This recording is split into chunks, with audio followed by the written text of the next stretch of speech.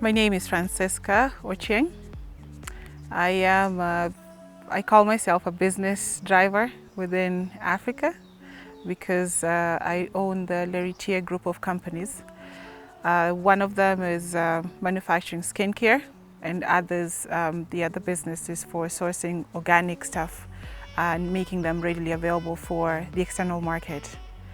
And I've done that for a few years now. My background generally is in investment banking, stock trading, and derivatives investments. So I'm a finance specialist, so to speak. And I've worked as a junior equity analyst in Boston before. And I also worked as a financial management consultant here in Kenya. And I develop strategies for companies and operating models for governments and other private and public sector institutions generally. And my formative stages, I grew up out of the United States. So I went to high school, I completed my high school, then I also did my undergraduate in Boston. My postgraduate studies I did at the University of London, basically Cass Business School. And so I'm also a Kenyan, actually, yeah. I did want to pursue what I did in my career, and I still do. It's just that as opposed to being an investment banker or a stock trader in, let's say, Wall Street, which I really could and had always wanted to, I now drive the investment on a more physical level by, let's say, investing in business within this market and continuing to develop it to grow. Because I feel that the investment ground here is quite fertile and ready to receive seeds of investment that can help grow our economy. My passion is in literally driving business within the continent. As I said, the ground is quite fertile for us to succeed as Africans. And I'm also getting to see that finances for investment is becoming readily available. We have also foreign investors who come here to partake in the opportunities that we as Kenyans create. So my passion is to make sure that, you know, I become part of the investment landscape here and making businesses be investment ready. My purpose in life, I'd say I'm still in the phase of discovering that. However, I feel that I'm gravitating towards being a leader who would basically inspire other women and young and up-and-coming people in terms of exploring their ideas and growing professionally. I say that because I've found myself before as a mentor at the former President Obama's Yali. I mentored there for some years, and even after I stopped being a mentor there, I've found myself, I've found people gravitating towards me for mentorship to make them be career ready and also investment ready. I think the inspiration behind all this is the fact that in the process of discovering my purpose, I feel that I feel myself inspired to say that I came to this world full of something which I have to dispense with before I go back to where I basically came from. So the inspiration, I draw it from knowing that there's something I have to leave in this world. I feel that some of the challenges that we have faced as a business, being that we were playing in a space that looks quite new. I mean, let's say skincare and fragrance is something that it's basically an industry group that has existed since I think man ever stepped on this world, because we need to shower and moisturize and smell good. However, fragrance within the Kenyan landscape is something that's very nouveau.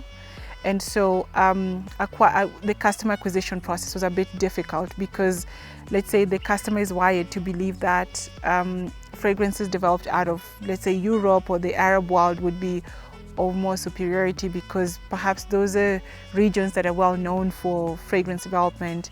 And so convincing clients that a similar thing can happen here and succeed has been quite of like a challenge for us.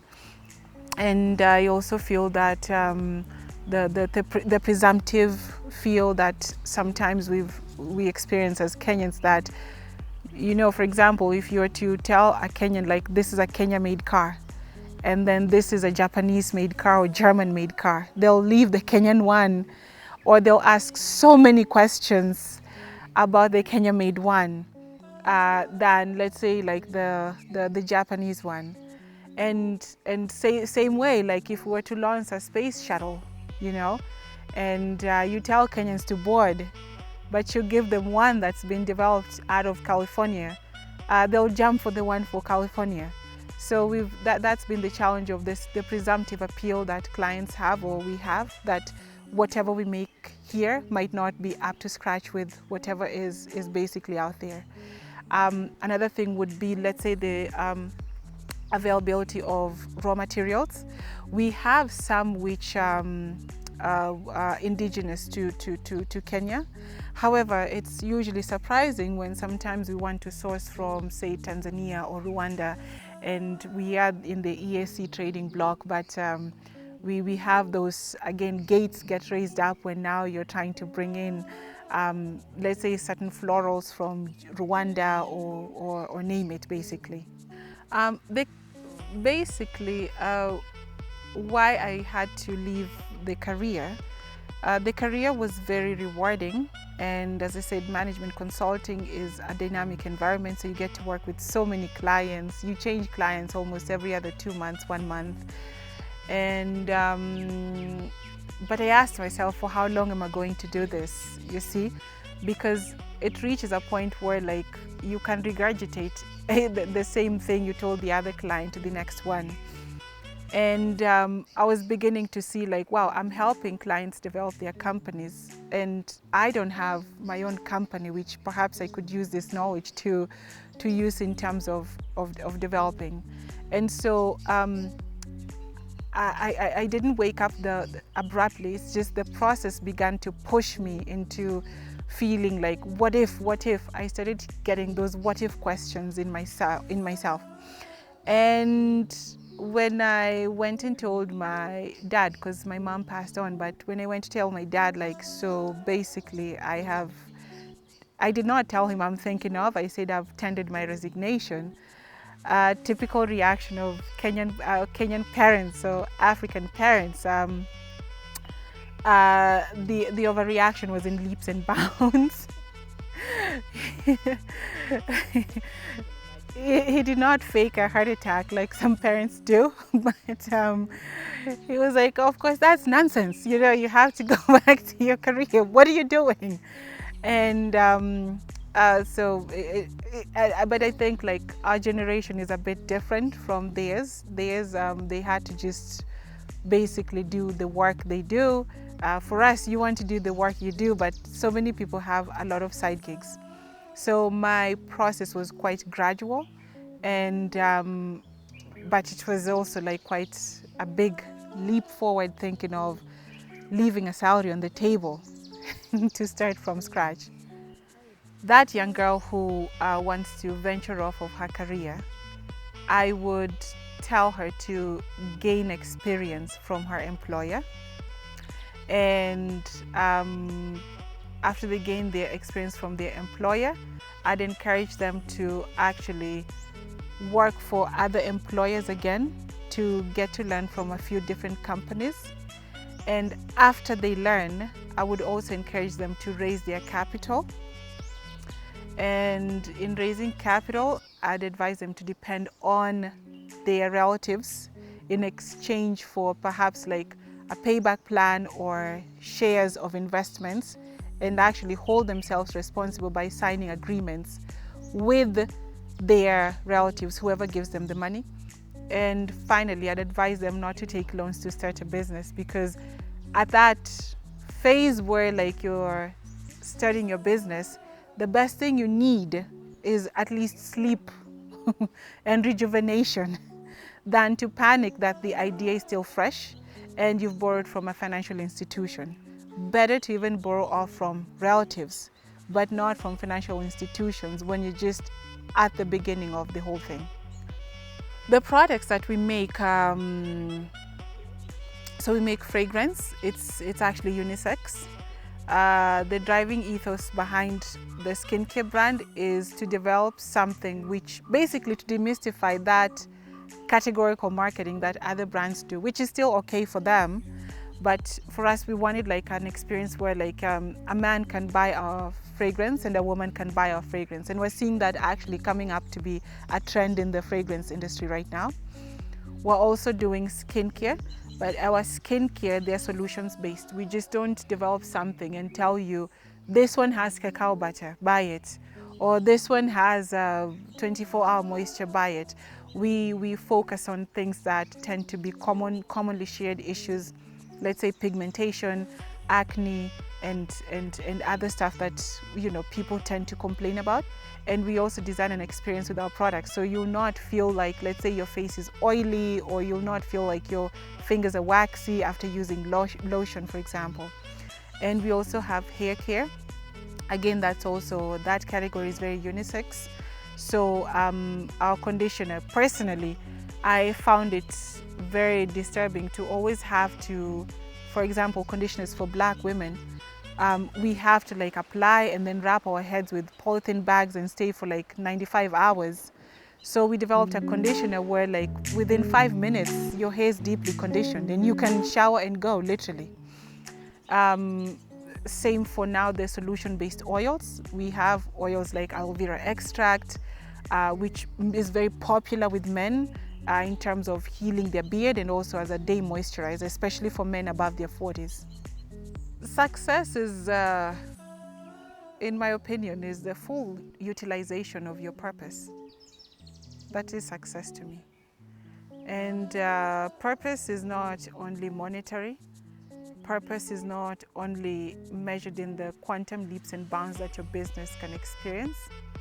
For example, would I have fulfilled my purpose if the business grows from the level it is into, let's say, billion-dollar industry? Is that really success? If that would be success, then you'd see the founders of companies like Amazon not going into space shuttles and whatever, you see? So to me, I feel that it's fully utilizing the purpose which you were sent to accomplish here. If you were sent to, for example, plant 1 million trees and you're in business, do your business, but make sure before you return to where you came from, you've planted those 1 million trees. If it was actually to inspire 1 billion people in a certain way, then make sure that that's what you've actually done. If it was to build homes and shelters for disenfranchised members of the society, then do that before you return to where you came from. That to me is a measure of success. I think some of the highlights in my career, or rather the business, would be, say, the growth we've experienced in terms of customers, from starting at 0 clients to several clients, which we can't enumerate, and also attracting some international attention. We were fortunate enough to be featured in a very well-respected financial news circular, which is owned by the Dow Jones. That's for us is a major highlight.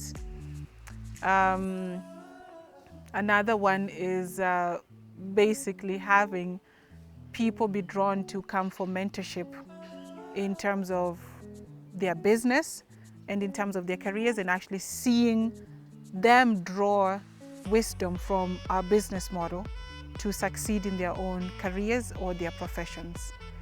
Another is being a brand which now people trust, not only about the skincare, but as the group of companies, where other companies come to us to help them source for raw materials that they would need within the African continent. Lessons I've learned include being patient. Growing in the US, there's usually this instant gratification that, I need a coffee, just drive to the drive-through, get your coffee, have it, and if their business model promises in 10 seconds your coffee's out, your coffee's out. Patience, I've learned that virtue, because here you need to register a business, there's patience invested. Do you need to get this approved? There is patience. Do you need to visit a government office? That one is another level of patience. I've acquired patience, and I think that's the biggest one I can mention right now. What I should have been told and I wasn't told before. This, I think I will touch on the life one because it percolates down to every other aspect.